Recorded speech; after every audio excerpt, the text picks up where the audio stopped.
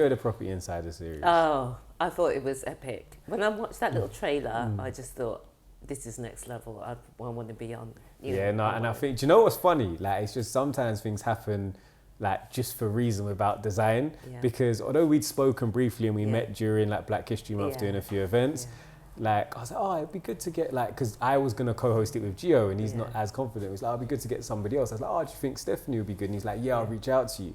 But then when we actually got you on, I was like, you're amazing. Like, especially the day we did it, it was so natural. I feel like you were a presenter before. Were you secretly a presenter before Property? No, but I always had this idea that I wanted to be a presenter. I used to watch Delia Smith, you know, remember back in the day. Oh, you probably don't remember. I think you give me too much credit for being younger than I am.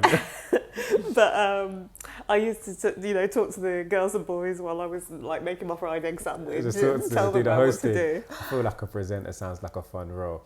You know, I'm not a presenter. What I am is the host of the Property by Kazy podcast. Each and every week we have a special guest where we talk about a specific area of property. And this week is no different. We have Stephanie Taylor. How are you doing? I'm good, thank you. Great to be here. Hello. Thank you for coming. Before we start, if you're not already, make sure you're subscribed. Make sure you like this video. And if you've got any questions for myself or Stephanie throughout the duration of the video, make sure you ask and we'll come back to you in the comment section. So it's great to have you on. As mentioned, I met you towards the end of last year. And since then, we've been on panels together. I actually got you to help co-host the Property Insider series when we did our live event, which was amazing. You're a star. So I just want to say thank you for doing that. If you haven't already, make sure you go and check out that series because I think it was a good series. It shed light on a load of different people's journeys within the property space. And you can pick that up on the Property in 12 YouTube. But that's something else. We are here today to talk to our special guest, Stephanie. So can you just explain for maybe the few people that don't already know who you are, like what your company's called and what you do in this property space? Yeah, so I'm Stephanie Taylor. I'm a property investor first and foremost, and I invest with my sister and we buy and develop multi-unit blocks. We're based in Wales. Yeah, people always say, what are you doing in Wales? But that's a bit of a long story which we might come on to. So we invest in property, but how we first started out in property was the rent-to-rent strategy where you get paid for managing other people's properties. You make money from properties you don't own. And we co-found the award-winning property management agency. It's called HMO Heaven. And then we also have helped hundreds of people to get started in property with little money using the rent-to-rent strategy, and that's called Rent-to-Rent Success. Nice. It's nice that you threw in that you have a nice accolade as award-winning. Yes. Always like when people plug themselves, which is great. So, rent to rent, you kind of touched on what it is. Just in a little bit more detail, because obviously you have the rent to rent success, but what really is rent to rent and how are people able to be successful in that space? Yeah, basically what it is most of us know buy-to-lets, and with a buy-to-let you've got to put about 50k in. You own the property and then you can make anywhere £300-400 a month. So it takes a long while. People think, I need a lot of money to get started because I need a lot of £50,000 if I'm just making £300 a month from each one. But with rent to rent, what you can do is you can make the cash flow without buying the property. So instead of putting in 50k, you can maybe put in £500 or £1,000, and then you can make anywhere from £500 to over £1,000 a month from properties you don't own. That's the So you're renting these properties from the landlords, yes, and then you're going to rent them back out to your own tenants at a margin. Yeah. So then, why would a landlord choose to rent to somebody doing rent to rent as opposed to renting to those tenants themselves directly? Yeah. So how we do it, there's two different ways to do it. One, you can rent them out by the room. It's called a house share, HMO, house of multiple occupation. So that's one way to do it. And some landlords don't want to do it that way. So they would rather rent it out to you, get guaranteed rent, never think about the property again. A lot of investors, we're in the property investors niche where we want to make the most out of each property. But a lot of landlords have properties as a sideline. So they've got their job or their business, their other business, and they've got a few investment properties on the side, and they just want to see that money coming in, pay their mortgage, and let the properties build up over time. So for them, it's amazing when we come along and say, we're going to do everything for you, guaranteed rent, freedom from tenant management, total peace of mind. And also, when they're dealing with someone like us who might, at the beginning, have 1, 2, 3 properties, we're going to be able to give their property a lot more attention than the typical high street letting agent who's maybe got hundreds of properties and has got a high turnover of staff often, who are young and inexperienced and don't really know about their properties, and they can end up spending a lot more on maintenance. They can end up having a lot more voids. That means times when the rooms are empty. So actually it can be really beneficial for the landlord to work with somebody like Because you see what I heard in a lot of that, I heard what I think is the most important part of rent to rent, which is understanding your pitch, because already like that was in essence like your pitch to the landlords, but explained to me. And I think for those, you know, that want to get into rent to rent, you know, it's an industry that potentially is becoming more increasingly competitive. So understanding what your USP is within the space is really what's going to allow you to take those properties on board as opposed to another agent or another rent to rent provider. But you know what I think, Kazy? I think it's not competitive because I think there's not enough good HMO management companies out there. Because if you're an HMO landlord, if you go into any HMO landlord forum, everybody is looking for good quality, consistent management long term, because any agent can take a property and make it work for the first few months, but is the agent still making it work after a year, 2 years, 3 years? And I think that's why our agency, I was looking at this the other day, and since we started just over 5 years ago, or coming up to 6 years ago now, no landlord has ever taken their property back either to manage it themselves or to pass it to another agent, because they can't actually do better than what we're doing. They're getting paid every month, the property is being well maintained and looked after, the tenants are being well looked after. It's just like the dream service. It's meeting the requirements that you've identified within your landlords, because like you said, like earlier on, you have a landlord that you've identified them as a specific type of landlord that has a specific type of requirement. Now, if you've got a landlord that's trying to, like you said, squeeze every penny out of a property because that's their principal business, they're more likely going to flitter between agents or between strategies. But if you're looking at a landlord, like you said, whether or not they're an accidental landlord, maybe somebody who you owned a property, your partner owned a property, you now moved in together and you end up with an extra property by default rather than design, you're just looking at that asset as, okay, how can I make sure it services the mortgage and doesn't stress me out, because maybe you're in a high paid sort of like low time constraint job, and sort of identifying landlords that work within your business niche. So you would say then, because I think the other side of the rent to rent side of things is that, you know, you make money if the property makes money. And the property is going to make money if it's a good property. Like a bad property isn't going to make money. So I guess that's part of the proposition as well. A good property makes money, but also a good property that's well managed makes money, because we've taken on properties that were losing a lot of money, and we've made them make money. So it's the same property, but it's the management as well that makes it a good property. So, I mean, a property needs some good fundamentals, and it has to be in the right location. It has to have the right licensing classification.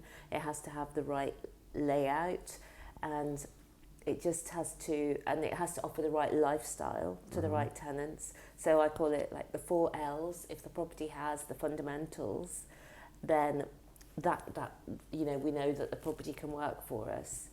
And the other fundamental is the relationship with the landlord, because what we want is a partnership. I believe that for any landlord who's not self-managing, we can match what they would get from another letting agency on a guaranteed basis over a 5-year period. Because although another agent might start off paying more initially, what they have in terms of the voids, higher maintenance costs, and other costs that letting agents tend to add on over the period, that when it comes out at the end of the day, you know, they would have had more from us with less time input otherwise, and that's why none of our landlords have ever taken their properties back. So that's like HMO success. Sorry, that's HMO heaven, and why HMO heaven are servicing their landlords really well. But then the other element of your business is the rent to rent success, and although you've got all that experience and you've been able to build up that element of expertise to provide that level of service to your clients, how do you allow your trainees or your mentors, the people that embark on your programs, like what steps do you get them to take to be confident in being able to run a rent-to-rent business? And where does it start? Like, kind of talk me through the timeline of how somebody becomes proficient in rent-to-rent. Yeah, you just got to do it. So with Rent-to-Rent Success, I forgot to say earlier that we're authors, my sister and I, of the #1 best-selling book on rent-to-rent called Rent-to-Rent Success. That would have, been something worth mentioning, but I'm sure you said, I don't know, I think you're going to give me a link to put in the bio, right? Yeah. So there's going to be South Point Media, our videographers that are behind the camera all the time doing great work for us. They're going to make sure that that's in the description, the link to the book, as well as the course, right? Yeah, it's the guide. We've got a free Rent-to-Rent Success guide and masterclass, and you'll be able to get that underneath in the link. So that'll give you the step-by-step. It gives you like the ins and outs of how to do the properties, what before and after, some of our properties, some of our students' properties. Okay, so let's play a game. Let's imagine. Yeah. Let's not imagine. Imagine that I don't know anything, which sometimes isn't a fair cry. In this area, I'm okay, but sometimes it's not that further afield. Yeah. But so imagine I'm like, look, I don't know about rent to rent. Yeah. I've worked as, I don't know, let's say, for example, I've got a background in recruitment. Yeah. But I want to get into rent to rent. I've decided, that I don't want to work the 9 to 5 anymore. Like, where do you start in any advice? Like, where does the education start? Yeah, so with the program, what we've created basically, and you'll know this from you doing developments, is a system. So we've seen everything that works within our business to create the results that we want. We've also seen lots of things that don't work to create the results that we want. We've also had hundreds of people go through the training so we can see what works. And from that, we've created this 6-step system which takes somebody from the idea of wanting to do rent to rent to actually making the money and making the cash flow and being able to have that freedom to create different choices in your life. So the Rent-to-Rent Success System, it has 6 different parts in it. And in the free guide and masterclass, you'll also see all of these 6 different parts. So the first one is all about the magic of the rent-to-rent model, exactly how it works, how we make it work. How we make it work, like you were saying, Kazy, it's like a win-win-win where everybody wins. It's not that if the landlord gives me the property, he's then worse off or she's then worse off. Everybody, what we want is that everybody who's in this relationship, us, the landlords, the tenants, are all delighted. And one of the things that we're really proud of with HMO Heaven is that, do you know Google, do you know Google My Business? Yeah. And so when people Google HMO Heaven, which is our property management company, the rent-to-rent business, they can see all of the reviews, 5-star reviews from tenants and landlords. But so that's number one.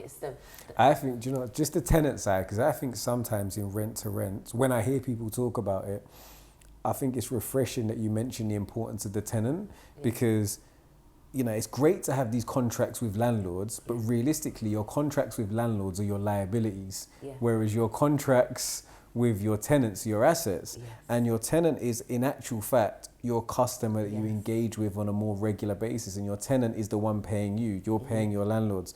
So yes, the landlord does have to provide the property, so it's chicken and egg, but in terms of the longevity of the business, I think it's really important to actually see tenants as customers, and I think that's something that you've kind of advocated as well. Yeah, and also when you look after your tenants right, it just makes your business run easier.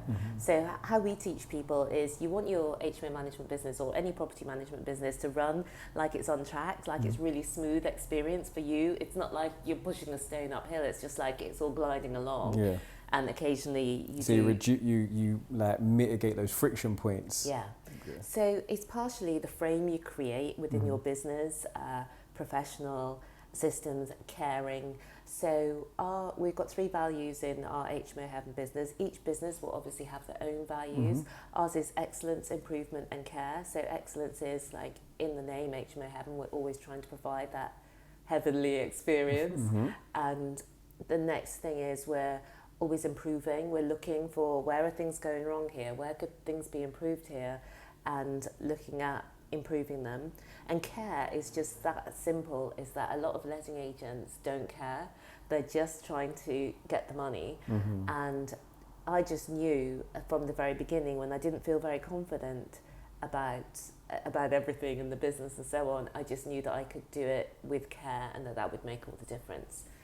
And so those are the things that obviously we teach as part of it. But going back to the 6-step system, step 1 is model magic, which is all about the model, and we teach our way of doing things. Step 2 is mindset mastery. So the most important thing, believe it or not, is having the mindset of success. And for any success, whatever it is, whether it's being fit or being successful in business, it requires consistent action. And consistent action requires consistent conscious thinking. Most of our thinking is unconscious. And most of that thinking, if you think about it, if we don't put any conscious thinking and we just follow our drives to avoid pain, seek pleasure, and do so using as little energy as possible, we're just going to be sitting at home in a darkened room, eating and not fulfilling our goals, not fulfilling anything. So you have to set your GPS of your goals of where you want to get to, and then just know that although it's not going to be a straight path, all of the choices that we make, there's good and bad. So if you choose to work in a 9-to-5, there's good and bad. And if you choose to start in your business, there's good and bad. So what I say is, why not go after the life of your dreams? Because there's going to be good and bad anyway. So why not go for it and live into the biggest you can be? But the only difference between the people who implement and become successful and the people who don't is the mindset mastery. And so that's why we teach that. It's such an important part of it. We didn't used to have that in.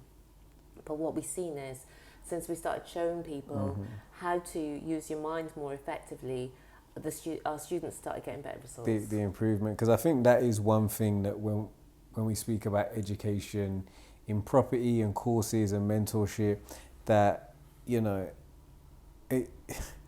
can have varied results based on the aptitude and attitude of those taking the course.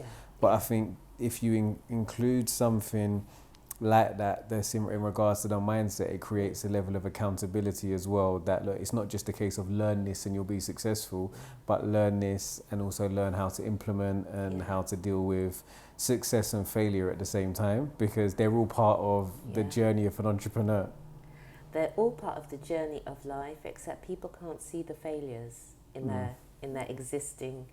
They're already used to those failures, like that feeling of dread on a Sunday night, that feeling of not being able to get the holidays you want, having to have those conversations with colleagues and the boss you don't like, having to miss your kids' school plays. All of that is a negative part that you're just accepting as part of your normal life. When you go into business, or when people come into business and they say, but what if something goes wrong? And I say, well, things will go wrong. Yeah, because it's full circle. I mean, that the journey of an entrepreneur is funny. Like it's literally like this, and it's up and down, and sometimes it's more down than up, and vice versa. And it's not necessarily for everybody. And 9 to 5, or whether it's contracting and different types of work, can be perfect for some people based on scenario. But I think you do have to have the understanding that there is a lot of ups and downs, and you do have maybe a little bit more exposure. But like you said, potentially you have the higher, like with anything, if there's a greater risk, there should also be a greater reward. Should it be successful. But going back to rent, because I think personally, again, I was in it quite a while ago, and I think sort of things have pivoted. Where would you say, for somebody now that's watching this is started rent to rent, they've started to look for properties, where would you say are like sticking points that people find, that they get stuck, and maybe like some hints and tips to allow them to move forward? Okay, I'll do the stuck, but I'll just go back and just quickly do the 6 steps. Yeah, go on. So we've got 1 is model magic, 2 is mindset mastery, 3 is magnetic marketing. That's all about attracting your perfect customers to you. at making yourself attractive to the right landlords, the right letting agents who, what you offer them is so compelling that they want to work with you. So that's magnetic marketing. And then we've got make the deals, all about negotiations and making the deals right, making the numbers work.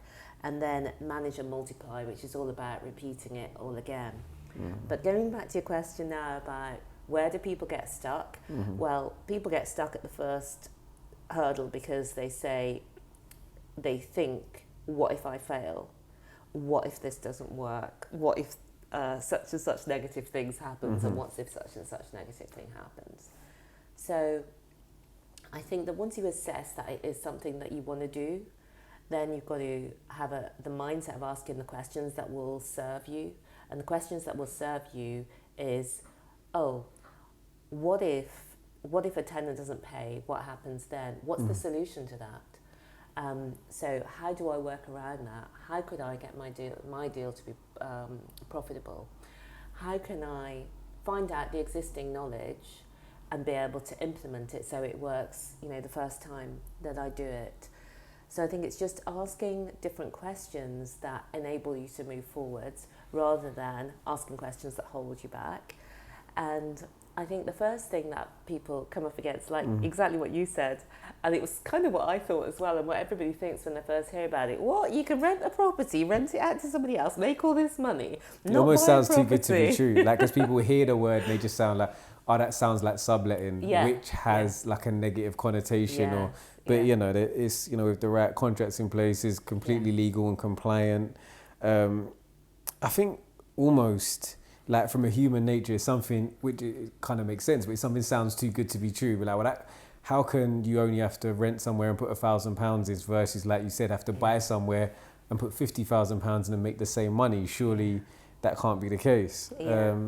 But if there's proof of concept. There's people out there that are doing it. There's more than people. There's firms out there raising like hundreds of thousands and millions of pounds in investment in Series A funding to grow it to like massive, really scalable businesses. Yeah, and I was surprised because I didn't know that you used to do rent to rent, and also.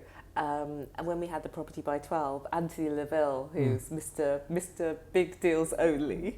Started in rent to rent. Yeah, started in rent to rent, but he was also doing it quite big in managing blocks. But he didn't start. He literally started in, if I remember correctly, I'm sure Anthony might watch this and come on, but I'm pretty sure he started with just doing tenant find services, which is probably even smaller scale than rent to rent, and then started doing some rent to rent for student accommodation, and then went into block management.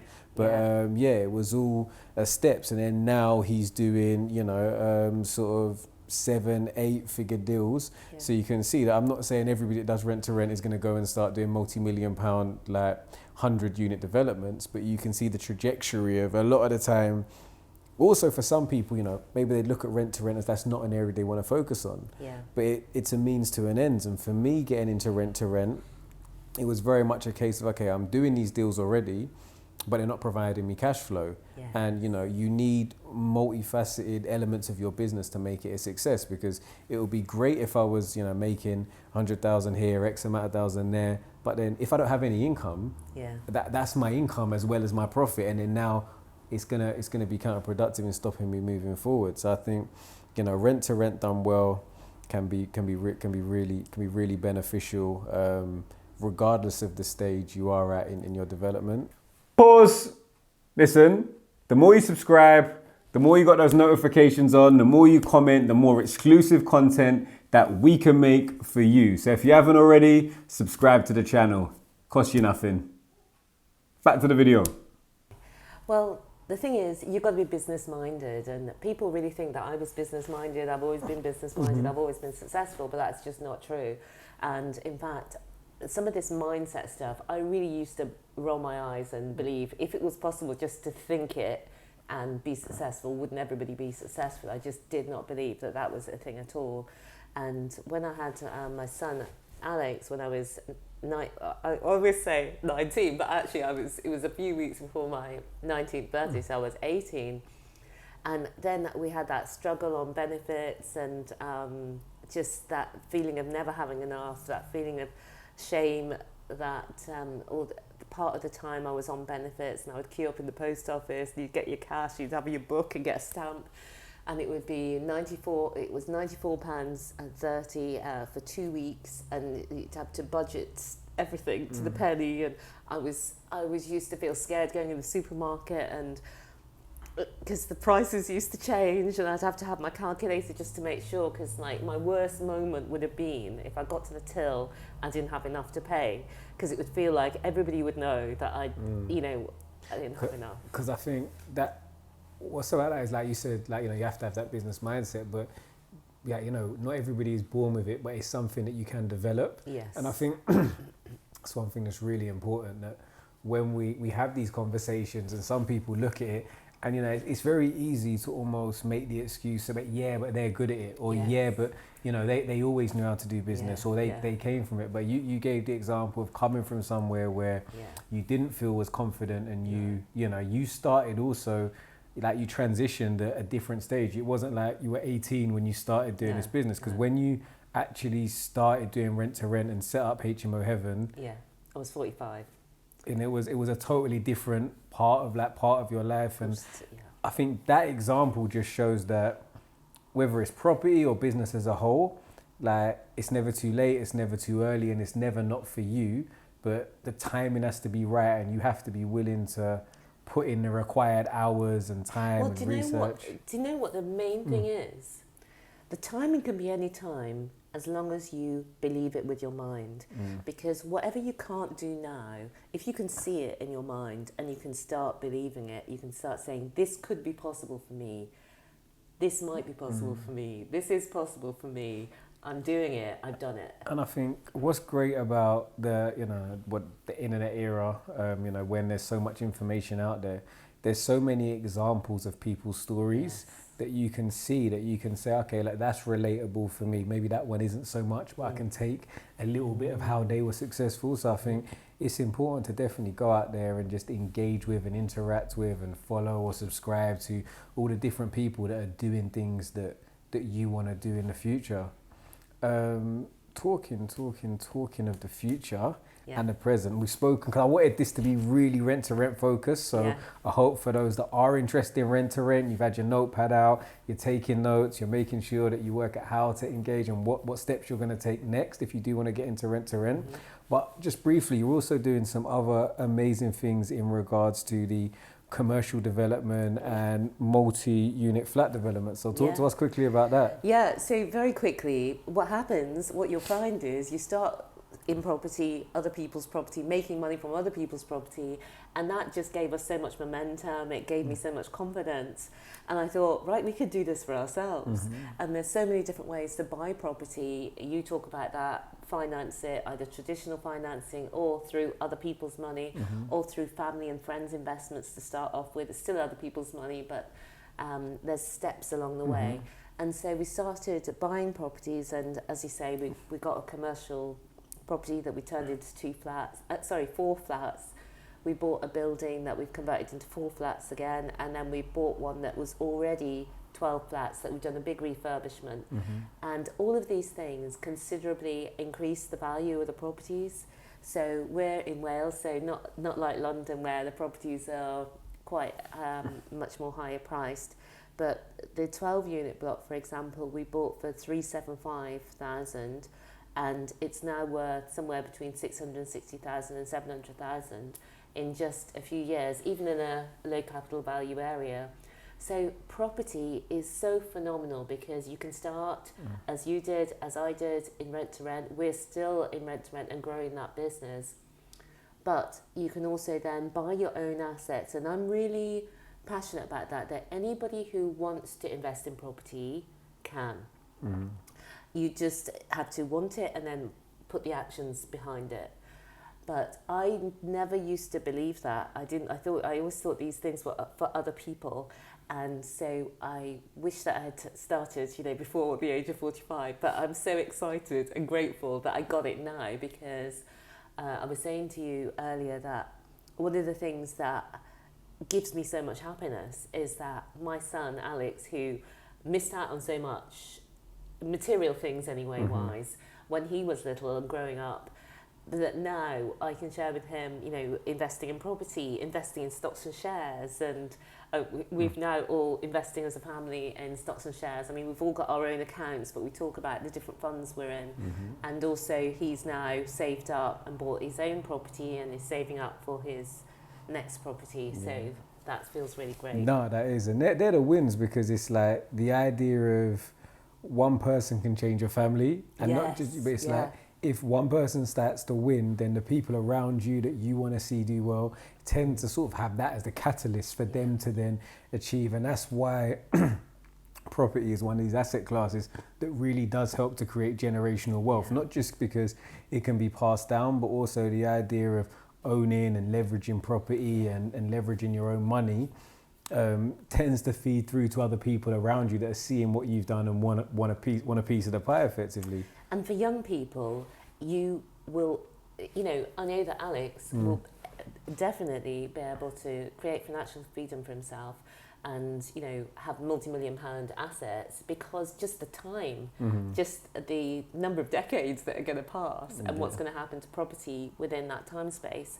So it's so exciting. You know, in your, you know, the podcast episode 1 with Axel, you were talking about you've got to save your money and invest, and you've got to start to invest. But first of all, you've got to save before you can invest to start off with. And if people can learn that at least from a young age, because you won't miss that 200, 300, however much it fits in with your income that you invest. But the growth you get on that, you could easily just spend it as most people do. But if you can put some aside, it grows phenomenally. And then if you invest it right, that's it. I think those two things, like if you get used to a habit of investing first and spending second, you don't then feel as guilty for spending because you've already saved. You've already saved, you've already invested, and you know, it's a mindset thing. And obviously you speak on the course about mindset. So the course is Rent to Rent Success, which we've confirmed is a best-selling book.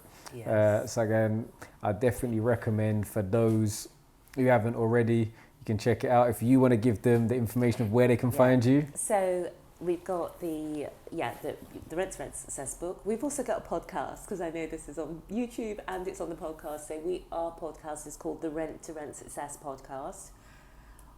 If you want more information about this, the behind the scenes, inside the before and afters, some of our students' properties, then it's the Rent to Rent Success Masterclass and Guide, and that's renttoRentSuccess.com/Kazy, Kazy, and you'll be able to get it at that link. Just down there.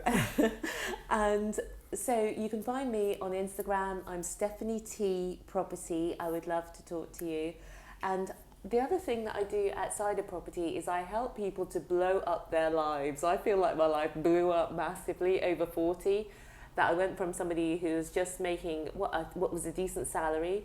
Now in just in our rent to rent business, we're making more in a year than I used to make in a month.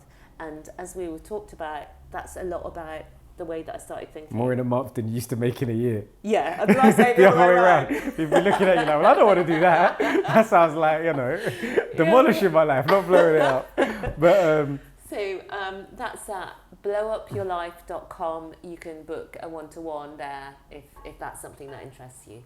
So that's it. You heard it here first, people. That's how to engage with Stephanie Taylor from HMO Heaven, aka the author of Rent to Rent Success. Each and every week, we're going to have an amazing guest. So if you haven't already, make sure you subscribe to the Property by Kazy podcast. Make sure you like this video and drop us a comment. I'm sure Stephanie will come into the comments and help to answer maybe some of the questions that we've missed in regards to rent to rent. But before I let you go today, there's one question I ask all of our guests. And I asked them partly because I'm tired of answering it. And also I want a collective, hive opinion of what the best advice in this scenario is. Because it's the most common question that I get asked. And the question generally is on the lines of, I'm 17, I'm 18, I'm 19. Basically, I'm a young person that wants to get into property. What steps should I take next? The first thing I think you should do is set your GPS. That means set your destination. Work out where do you want to be in the next 5 years or 10 years if that's easy for you. And then start taking the steps there. Most people do not know what destination they want, and that's why they don't get what they want. The best way to get what you want is to know what you want, and then to ask for what you want, and then take the actions to what you want. And for so many decades, that's why I get so excited about this. I think I did not have a set GPS. I was just taking my life and going to work. You were just traveling without a destination, so you didn't know really if you were moving backwards or forwards because you had no sort of context of where your destination is. It was just luck where you were going. And I think that's really good advice. So for those, you know, that are just starting out in property or another vocation, work out what you want from property and then the steps to taking it. And you can sort of then almost micro and have little bite-sized steps towards your goal and actually understand when you are moving forwards and backwards and when you need to pivot. So that's advice from Stephanie Taylor from Rent to Wreck Success, aka HMO Heaven.